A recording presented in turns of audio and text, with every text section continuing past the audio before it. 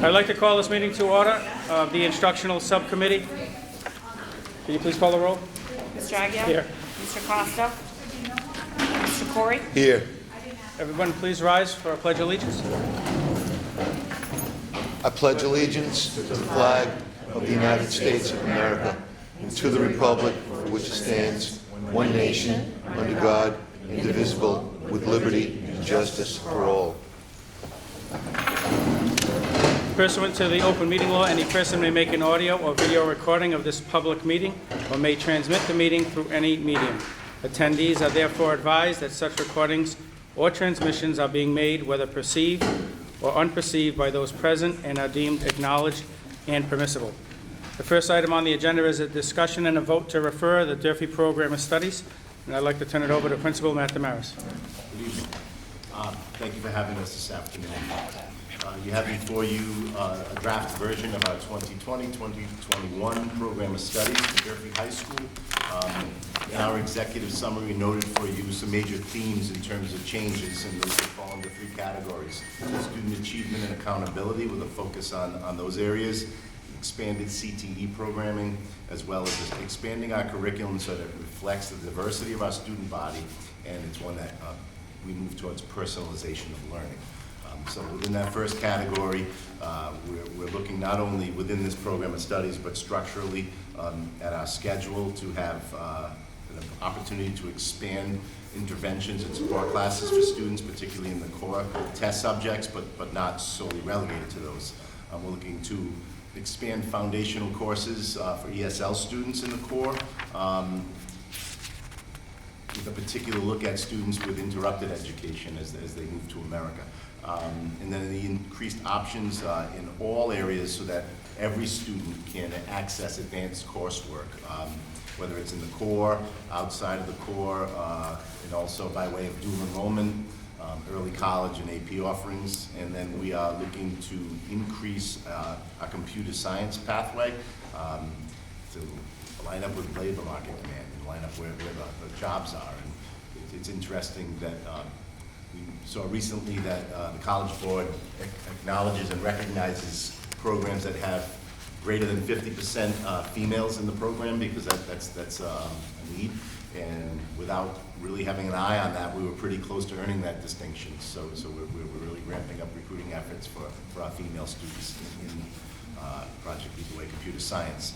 Expanding CT, you're well aware of our expansion in construction technology and cosmetology. We have to align our scheduling so that we hit the hours, 900 hours in the shops, along with the exploratory. So there's been some changes you'll see in terms of length of courses, and that's to accommodate the hours that are needed. Then we're also looking to enhance the discovery rotation with STEM PLTW, so that students could opt into Project Lead the Way via the honors program as freshmen, but they may not have already been in it. I think that'll be something that'll really help bolster that program. In terms of diversity, we're looking to add a global citizenship course. I'm having a tough time saying that today. Music around the world. We have capacity on staff to offer Arabic, so we're going to introduce that this year. About time. Your approval. And Spanish cultural acquisition, which is a very dynamic course that I'm excited about. On top of that, we're looking to expand the Project Red and Black for the Durfee, for the seniors. There's a lot of demand as students have been able to personalize learning for themselves and tackle real-world problems. It's becoming its own good PR with other students coming up. So those are the major highlights as we get into the departments and additions and depletions. I have all of my content leads here to answer specific questions, but that's generally the executive overview. Do you want to go through the departments, or do you want to just have questions first, or how would you like to proceed? Well, that's up to you if there's specific questions, or we could just have each department highlight the changes. What do you think? I'd like to ask questions. Yeah, so we'll do questions first, and then there may be a highlight. His summary. Mr. Corey. Thank you, Mr. Damaris, for highlighting that. As far as the first group, student achievement and accountability, we'll do a language track, which is being developed now, help the high schoolers as well. They come in from a foreign country in the 9th grade. Will they maybe Fernanda can answer that. Will dual language also benefit the high schoolers if a kid moves into the city from a foreign country and they're in 9th grade or 10th grade? Yes, so the idea, and hopefully I'll get to present tonight, is the vision is a K-12 pathway.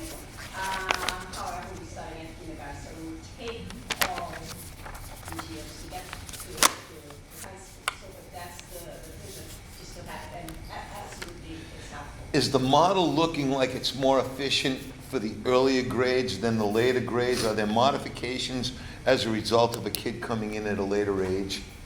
Any ideas along that, or is that being developed still? The research shows that it's good for K-12.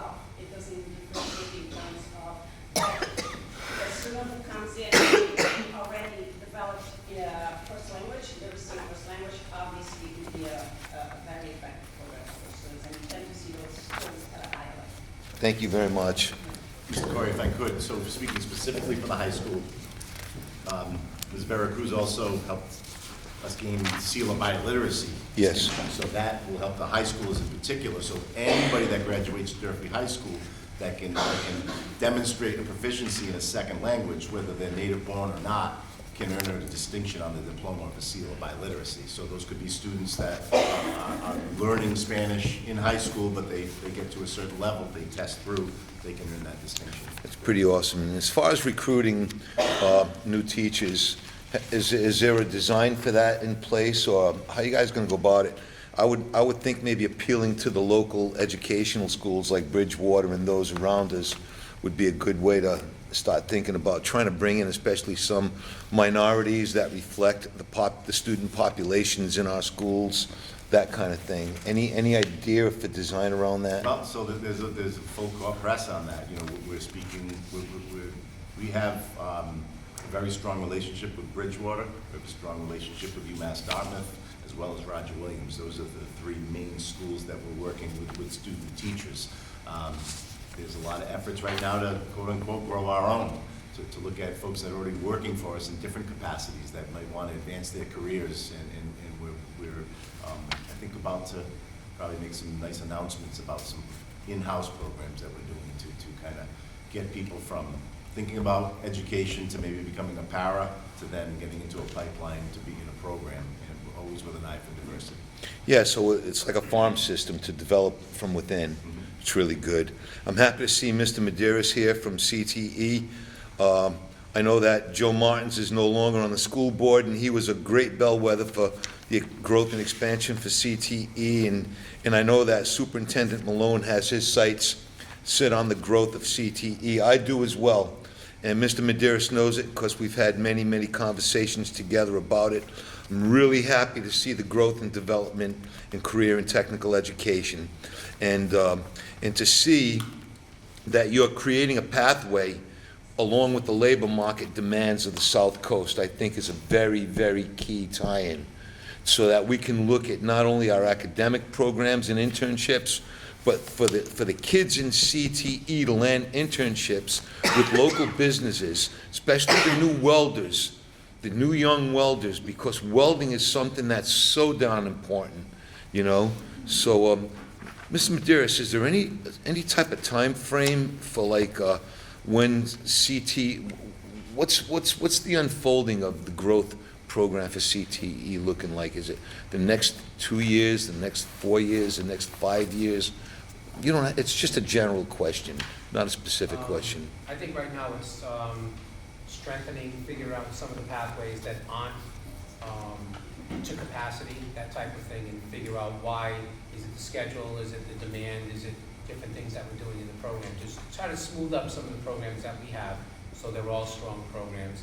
And then the other part would be the internships and co-op, trying to figure out how we can do it in a non-regional school way, and we can put people out there in the field and connect them to careers before they go on out of high school and realize that they may or may not like that particular pathway. So to get them that connection to real world experiences. Real good. Oh, yeah, so going forward, I mean, it's not mentioned here, but the After Doc program is a grant that DESE puts out, and it's about using a lot of shops after school hours when obviously there's no one using them. Right. So in working with Drew, basically in RPA, trying to either get some capacity for a couple of programs. We're in a planning grant right now, so it would be cosmetology and culinary, where students from either RPA or Durfee that can't get into those programs somehow work it out, and we have it for maybe 2 hours after school and then maybe some summer hours. I want to let you know, Mr. Medeiros, that 15 years ago, when I was a counselor at the alternative high school, we thought about those kind of ideas, but there was never enough support around us to see those ideas move through. I was talking vividly about those ideas 15 years ago. Really happy to see that you guys have that within your sights now to make something like that happen. And I think Commissioner Riley is to be applauded as well, because I think he's got his sights on those kind of out-of-box ideas as well. And Mr. Damaris, one more thing. As far as expanding curriculum in the Durfee Red and Black courses, which I'm extremely proud of because it hooks kids up into the community. In regard to the 2 major art festivals in our city, the one sponsored by the Narrows and the one that was begun last year called the Fabric Festival, which is an international flair type of festival. And I attended a meeting last week in regard to the upcoming Fabric Festival, and just wonder if using students as interns is, they need volunteers to help for the festival. Does that qualify for an internship for, for Project Red and Black? We could certainly have a conversation about that. I could see some opportunity there for internship, but the community partners that we link with tend to be nonprofit, which this is, and they tend to be focused on some kind of service or some kind of problem solving in the community. When you think about the Fabric Art Festival, it's about putting Fall River on the map. It's about shining a light in a positive way on Fall River. So I definitely see that there could be a connection there. And if not, you're talking about people that need to be there to help run this festival, then we could tap something else like the Burgess. Yeah, maybe some of the kids in the music programs, maybe some of the kids that are in the fine and visual arts programs, maybe it could be a handful of kids, but I just wonder, I'm just thinking out of the box again and wondering if that opportunity might be there. And that's a way of helping the city move the festivals forward, as well as helping the kids earn credits in school and doing some further research on those things. Thank you very much. That's my questions. I yield. So I had a question on the number 1 about expanding intervention and support classes. If you could just talk about that, and I know there's probably detail in the back that I did read, but how does that affect special education, or if it does? Okay, so Ms. Vanaco and Ms. Clements can join me. So this support wouldn't be strictly looking at special education students, although when we look at our bottom 25% and the accountability, it's dominated by ESL and special education students for Durfee High School. When we look at, on the ELA side, we're looking at reading interventions and by way of a literacy seminar. We have many students that are below grade level for reading, and you can kind of take this conversation and move it on over to math as well in terms of gaps and skills. So to provide those interventions in the classroom is taking time away from the grade level curriculum that the students still need to be exposed to and gaining capacity within. So these would be additional classes outside of their time in math or ELA where they would be receiving these supports. If you're talking reading intervention, you are probably talking about special education. So when you have I would assume this is an additional class, separate from the regular mainstream English math class. What are the services that are in place for the regular classes for special ed students? Like, what's the model for support within the classroom at Durfee now? Right now, if you're talking about ELA and math, and Yeah. you're talking students are in an inclusive setting, then there's a co-teaching going on there. If it's substantially separate, or it's just that in a smaller setting with a special educator and maybe or maybe not a para, depending on what's going on. Yeah.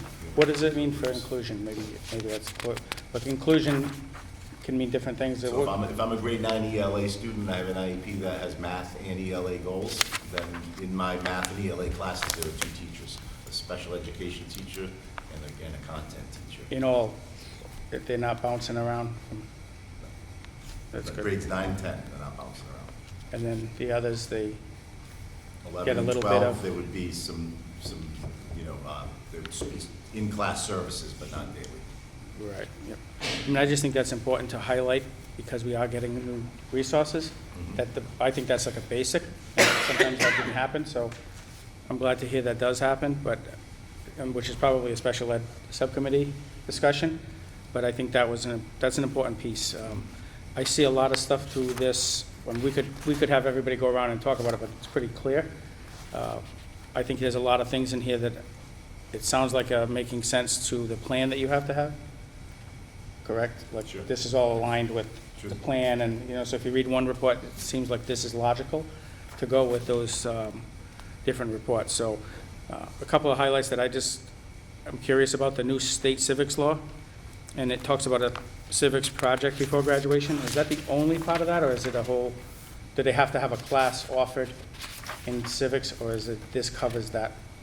So it'll be embedded into, but I'll let Mr. Costa speak So to that. they have civics in 8th grade now, and we are piloting the civics project in senior history this year, along with financial literacy aspect.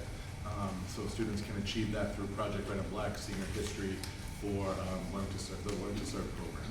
And that covers the requirement, Right. just that piece there? And we Doesn't- are partnering with Generation Citizen next year to offer more guidance and support with implementation of that. Yeah, but there's no class called civics specifically, like No. at the, along with that same thing, and I think I know the answer to this, but a year ago when we were maybe in the same room, I'm not even sure, about the Project Red and Black, when it first came out about the seniors, I think we talked about increasing the hours so that they weren't getting, I would assume that that's all the background info on this, is that's ramped up as well? Absolutely.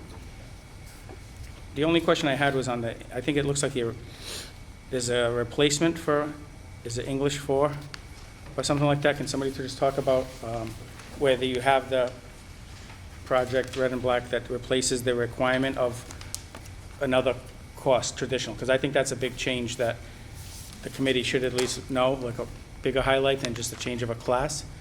If somebody can highlight any of those. So basically what I'm getting at is the requirements for graduation, normally 4 years of English.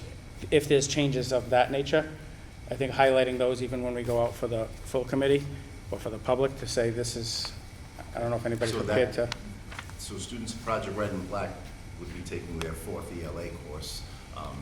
What we noted, the changes would be Honors English 4. So if you are a student in Honors English 4, then you're in the Project Red and Black program. The way we look at the schedule this year is that, you've got a lot of students that take college prep English. You've got a lot of students that are in the AP world. Okay, and you've got some students looking at the honors, and scheduling-wise, staffing-wise, it was very difficult for the outlier students that were in honors ELA, but not in Project Red and Black. So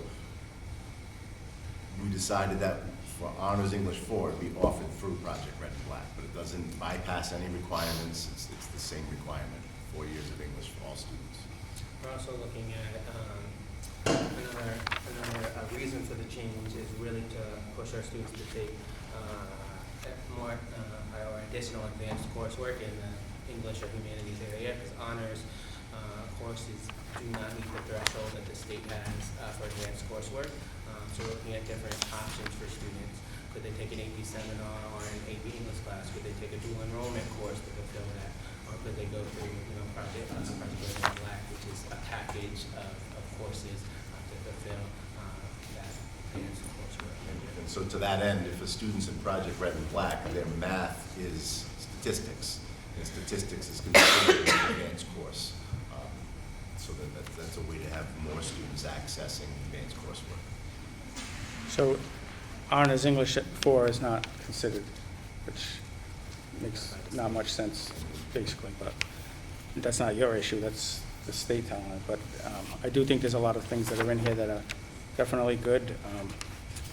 I don't know if you want to have anything else highlighted specifically for the Right, just for the community to know that we're on a yearly basis listening to our students, looking at patterns of where kids end up, and then trying to be responsive to not only their needs, but their interests and their wants. So when you see new electives emerge, it's because either a teacher has an idea and there are students that want to take it, or the students bring ideas forward.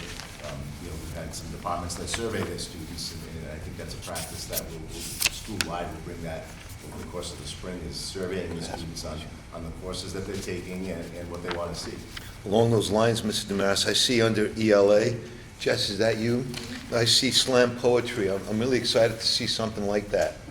So that's a pretty out-of-the-box kind of thing, and kind of free. I'm sure that it would foster the use of creative language, words, vocabulary, all that kind of stuff, that comes into the mind really quick. Are you guys thinking about maybe even having some outside guests present at a classroom, somebody who's really like a cool poet, or somebody who's doing it on the scene, maybe to come on in and work with the kids in a workshop fashion, something like that? You would. That's really good, because that's very open. And so, Mr. Corey, as you see, this is offered for grade 11 and 12 students. Yeah. The reason being is that at the end of their sophomore year, all sophomores in ELA go through a slam poetry unit. We have a contest, and I invite you to please come check it out. Yeah, I would. After MCAS season. Make sure we get an invite. So the kids really, really get fired up for this. So now we've got an audience of people that want to sit in that class. Yeah, it's one of those things, it develops spirit and togetherness, and the kids get really creative. And that open, creative mind, that's where the real learning takes place, I'm going to say, again, this term I learned way back when, but the zone of proximal development. So in a class like that, there's going to be a lot of that real field learning going on. They're going to be out of the box. So that's really good to see an offering like that. Thanks. Now, Mr. What's the difference between Project Red and Black and the other internship program, Learn to Serve? Yeah. So Learn to Serve is part of the senior year, although we're expanding it now to juniors, okay? We had seniors, they fulfilled most of their graduation requirements. They don't need to carry a full schedule. They said, I don't want to study, I'm going to come in late. We said, okay, well, let's turn this into something more than just you coming in late. Okay, so if this is what you want in your schedule, okay, you're going to be trained on service learning, so there'll be seminars, and over the course of a term, you're required to perform, I believe it's 20 hours of community service at a place of your choice. It could be on site, it could be at one of our elementary schools, it could be at a place like Forever Pause. So maybe that's what I was thinking of when I asked my question earlier. I was confused. I thought Project Red and Black was the term given to service learning, but it's not. They're two different programs. I was thinking more about Learn to Serve. So we've kind of, I don't want to say dovetailed them, but because of the connections made with Learn to Serve to the community organizations, we use some of the same folks that in-house to make the connections for the students in Red and Black to get out to the community. Thank you. Do you have any questions?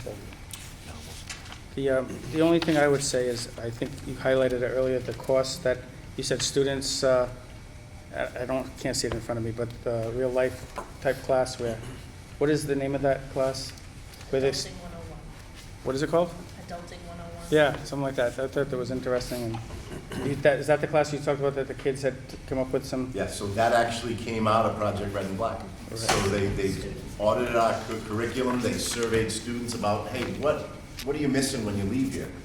And so a lot of those themes came forward, and we heard them loud and clear. Yeah, I mean, I think that makes sense. People talk about it, but it's nice to see that it's in here. Before we end, I would just say that I think this should get forwarded.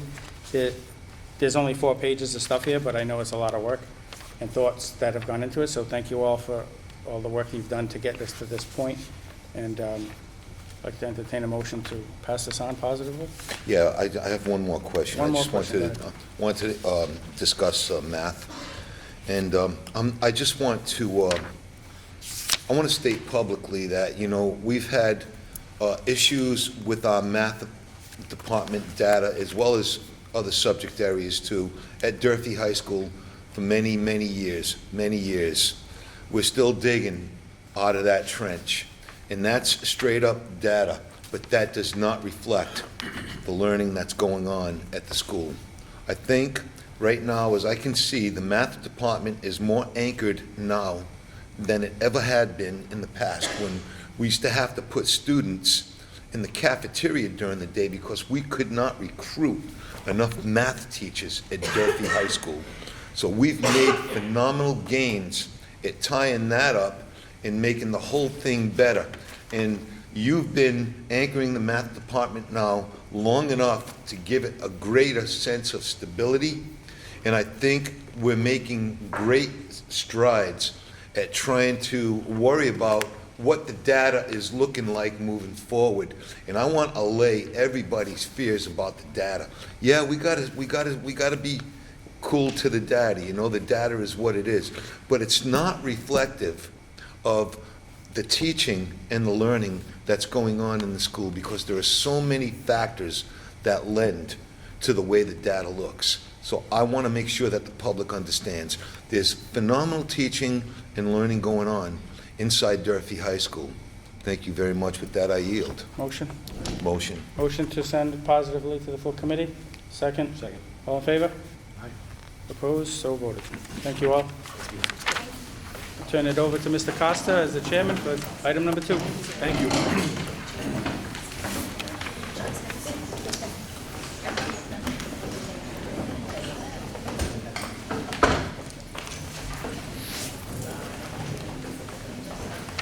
Wasn't it something I said?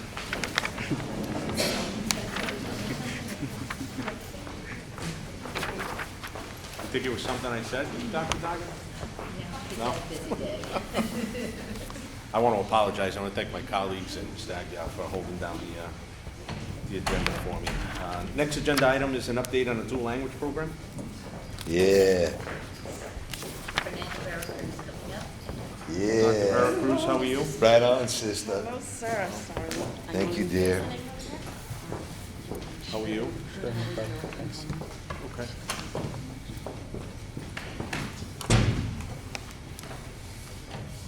So we have Dr. Vera Cruz here, and, I'm sorry, Trisha Whitty, Trisha. Principal of the Green. Trisha, I'm sorry, Mrs. Whitty, sorry about that. I should have kept my glasses on. Principal Whitty's here as well, principal of the Viveris School. Welcome, and thank you very much. So the agenda item is an update on the dual language program, so I'll turn it over to Dr. Vera Cruz. Yes, good afternoon. Thank you for having us.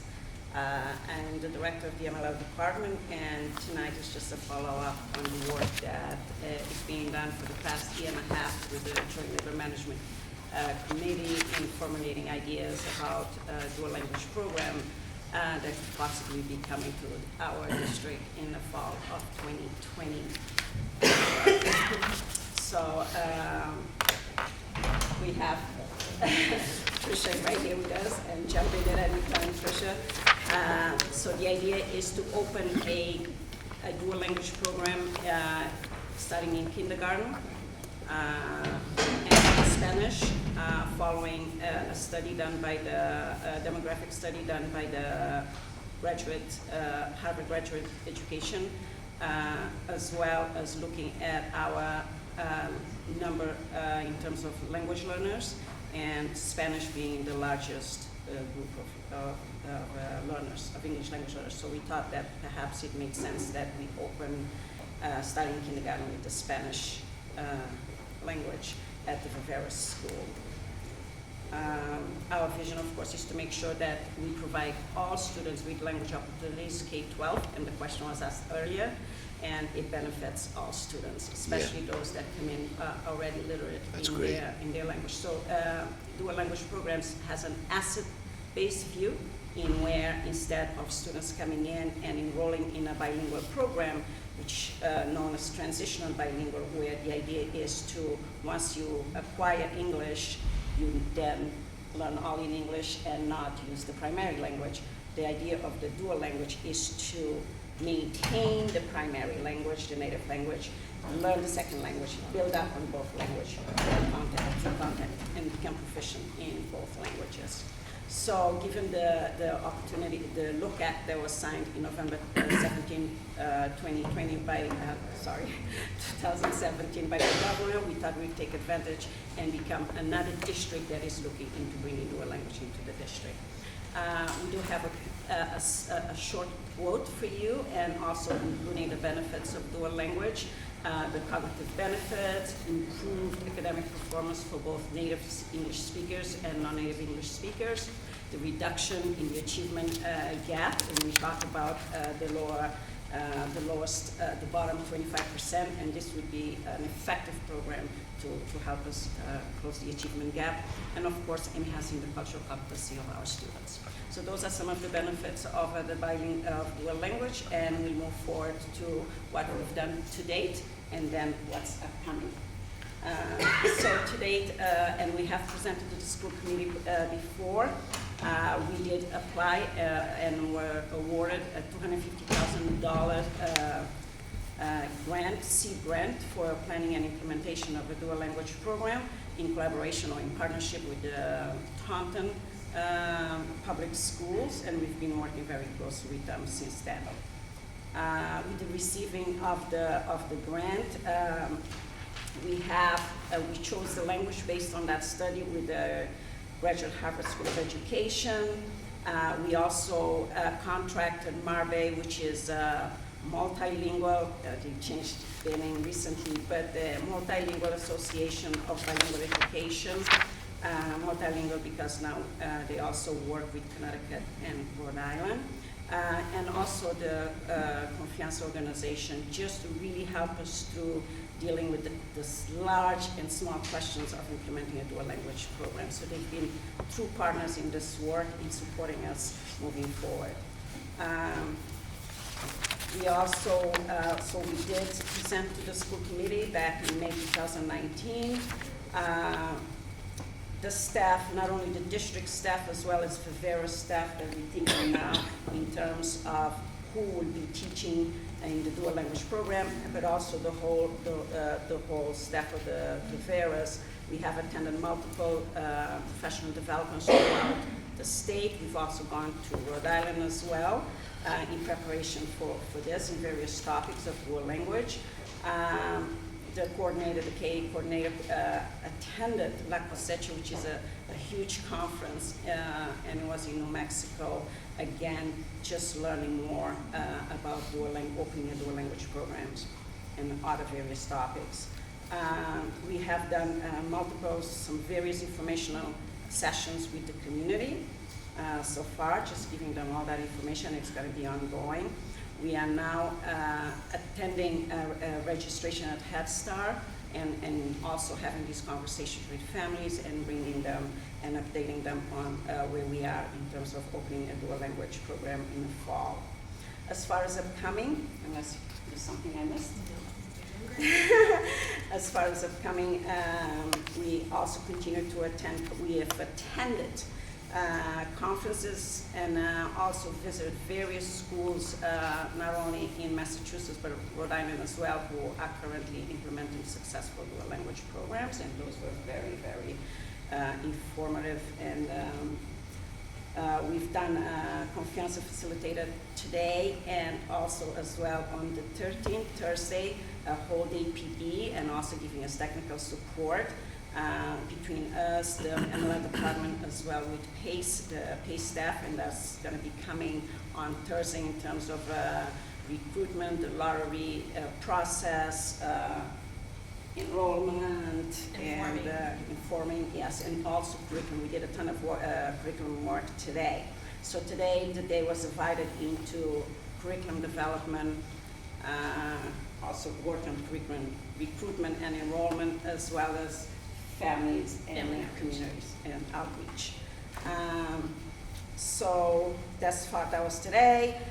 There's a plan to also for the MLA director as well as the English acquisition coach to attend the conference in Las Vegas. Coming very soon. And I think that's a great opportunity, thinking of implementing this program, being amongst folks, the really gurus and experts in the field, and bringing it back in terms of how we are going to support the teachers, the onboarding of teachers in this program. So the MLL department has a track record of attending conferences and coming back and delivering PDs and making sure that we are sharing the resources and the knowledge that we obtain in these conferences. So that would be great. And then what else we have to do? And then we complete the enrollment registration of students. That should be coming up in March 1st.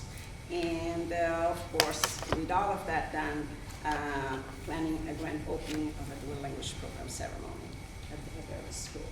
But we have been working nonstop, and I think we are right on track if we are to open doors in the fall 2020. Mr. Corey?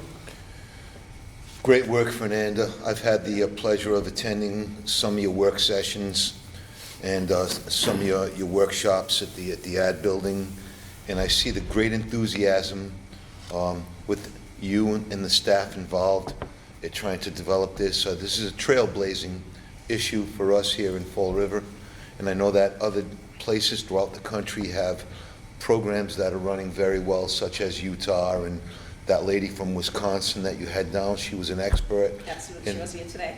She was here today. Yeah. She was able to impart lots of great wisdom to you guys as far as helping to develop this along.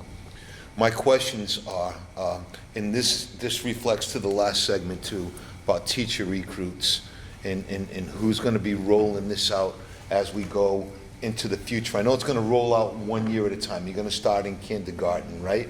And then there's going to be an added grade the year after that, so it'll be KN1. And then the year after that, it'll be K1 and 2. Is that correct? Correct. And so as we grow the program, are we going to continue to look for teachers who reflect what the program reflects? Absolutely. So we actually had a large session today on recruitment, what that's going to look like, the different avenues to follow. Job fair is really advertising for the type of teacher that we need for these programs. Yeah, it's real. Developing a pool of candidates. I just see that as culturally so relevant to the importance, the growth and development in this program. My last question is, after you guys come back from that conference, which I'm gonna vote for it because we need to support this, but can you give a report out and let us know where things stand after that? Absolutely. Thank you very much. With that, I yield. Thank you, Mr. Corey. Mr. Aguirre? Just speaking of the K, adding of a person each year, what does that mean for staffing? Like, are you taking a staff member that was maybe doing other stuff to teach it, or is it a totally new, so each of the Well, I can next? speak to this upcoming year. So this upcoming year, currently VERS houses the foundational classrooms. So as we phase in the dual language, we'll be replacing the foundational classroom with, it's 2 classrooms per grade level. There's an English-speaking side and a Spanish-speaking side, if you will. And so each year that we add another grade level, one of the foundational classrooms will phase out. So we have in place one teacher, and then any teacher can apply for the position as well. So, But they have to be able to speak the language. for the Spanish side, Right. not So, for the English side. so when you're doing the dual, then how is that different than, I had thought on the original discussion was about the person was going to teach in the same, are you talking different teachers teaching? There's 2 classrooms, so the students would actually switch classrooms midday. So they'd be getting half of their day in Spanish and half of their day in English. Under this particular piece? And we have done the work in terms of time allocation and what content here will be taught solely in English and solely in Spanish. We already have. And how is that different than the foundation class that you said now? Foundational classroom instruction is all in English. They're not taught in their native language at all. So in 2002, Massachusetts became a sheltered English immersion state, carrying rate of bilingual education, and it was reinstated, given the opportunity with that look at. Right, and that's what you were talking about earlier today, where you said they would learn in both languages. So that's not happening now? even though is it, The kids that are native English speakers learn Spanish, and the kids that are native Spanish speakers learn English. through this program, but currently, it's all in English. That was the law. This is the best version of second language instruction that exists in In the Bible. In the country. the country. So, there's gold standards. This is the gold standard. This would put us on a gold standard path. it just seems like you're going back to, which I don't disagree with, but what used to be the trend with TBE The or something? transition, which is Similar, like, it model. seemed like, Right. It's different in the sense of we're building students that are going to be literate in 2 languages. So all of They're all our native mixed. English speakers are gonna be literate in English and Spanish, and our native Spanish speakers are gonna be literate in Spanish and English. So we're building literacy in both languages for these students. So the difference being with the transitional, the TBE, once they acquire English, you no longer. yeah, this would keep it going So you took longer. it away, yes. Right. And the idea is to create. So in essence, we're not gonna need a lot more staff each year. It's Oh, gonna be yes. utilizing the same staff or close to it. And- Yes. All right, thank you. With that, I yield. So I just have a question, I'll turn it over to Mr. Corey in a minute, but is there a reason we're not starting as pre-K? We did consider it. It's easier just to do with kindergarten. Yes. We already have because we don't have pre-K rooms in that building. It's smart to start at K, because that's what we're doing.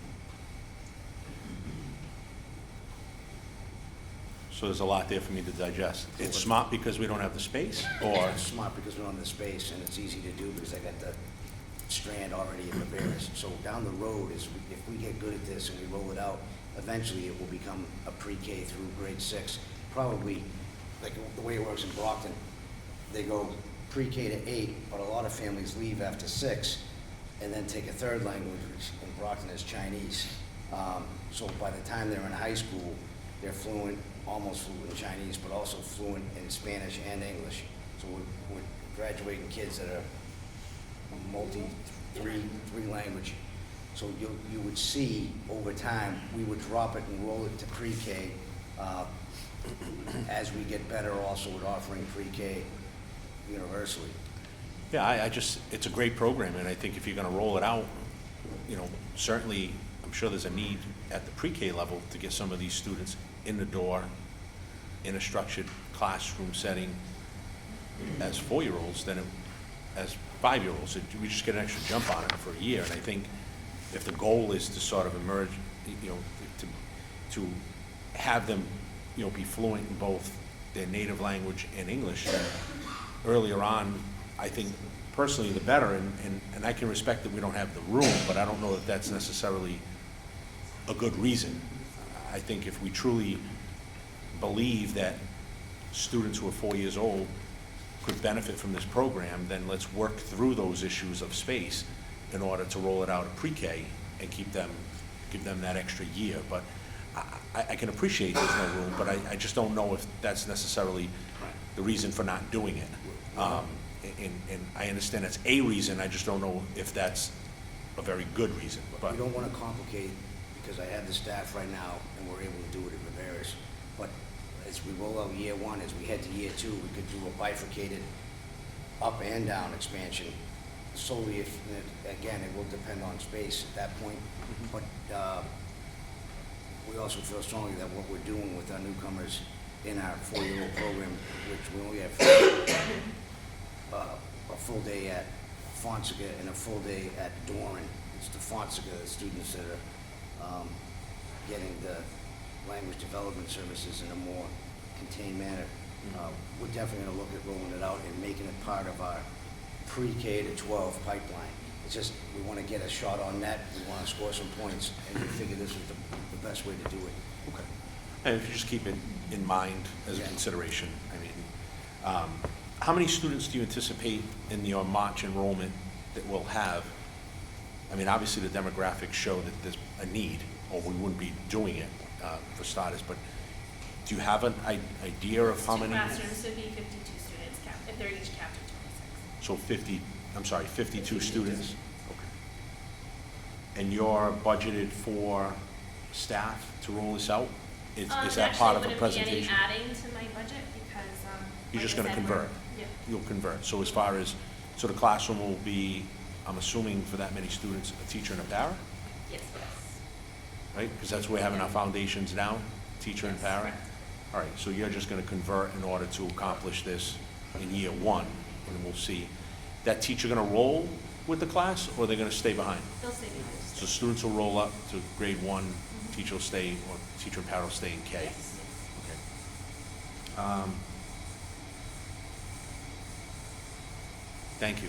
Congratulations. I have a sort of an extended family member who I was having a conversation with who's actually from Wisconsin over the holidays, and their son is a part of this and in Spanish as well. And so he goes to school and learns completely Spanish. They don't even teach him in English at all yet. Everything he does is done in Spanish, which, tried to explain that we're looking to do that, a similar model here. But my understanding is they'll do both. Right, So correct. students will be in one class, they'll be getting English for half, and then the after day, in the afternoon, they'll go into an English-speaking class and do the rest of the work. Will it be the same subject matter? No, we teaching in a different language. We do, I'm not gonna break It's a lot of research behind it, Right. but when you do the same subject matter, studies show that students just wait for it to be in their native language. to Right, learn and they it. pay attention more, and they probably do better in a native language, so. Right. Okay.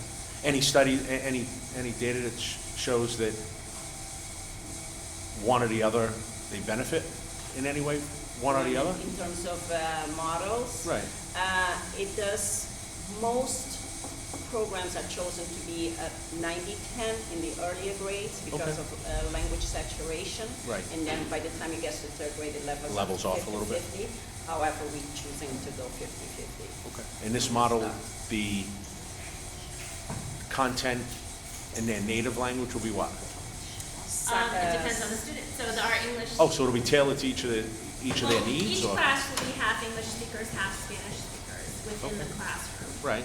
So, on our Spanish side, they'll be taught Spanish, literacy, math, as well as science. On the Okay. English side, they're gonna be taught English literacy, Yep. as well as social studies. Okay. So, Okay, interesting. Well, thank you. Keep us posted. Looking forward to the rollout and the opening, if you will, of this program. I think it'll do well for our students. Mr. Corey? Yeah, I just wanted to follow up. Thank you, Mr. Chair. One of my dear friends in Rhode Island, who was Teacher of the Year several years ago, was a Spanish teacher in the Rhode Island system, and he was honored as Teacher of the Year in Rhode Island, and he was brought to the White House, which was a great honor for him.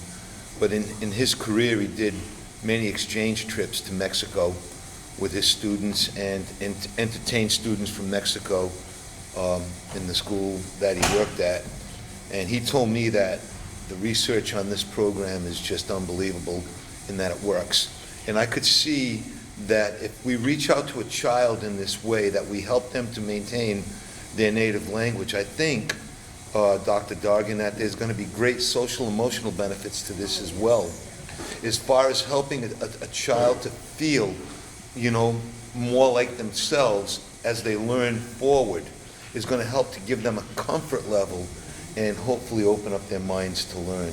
So I also see some social emotional benefits in here, as well as the great cognitive benefits that you see in your research. So, Thank you for saying that. I didn't add that bullet, but yes. but really, I was pleased to sit in on the meeting that you guys have. Please inform me of more so I could see further development down the line, and I wish you all the best. You need anything from me, you let me know. With that, I yield. Thank you, Mr. Corey. Last item would be the discussion on gate. Given our time constraints here today, I think what we'll do is unless the committee would like otherwise, I think we'll probably put it on for another meeting at a later date. May I offer one thing, though? I have a document we just want to give you in preparation of the next meeting. Sure. And we appreciate the fact that we tabled this. So just something for you and for the record. Is there a motion to table? So moved. Made by Second. Mr. Aguirre, seconded by Mr. Corey. Roll call. Mr. Agia? Yes. Mr. Costa? Yes. Mr. Corey? Motion to- Second. Is there a motion to adjourn? So moved. Made by Mr. Aguirre. Second. By Mr. Corey. Roll call. Mr. Agia? Yes. Mr. Costa? Yes. Mr. Corey? Yes.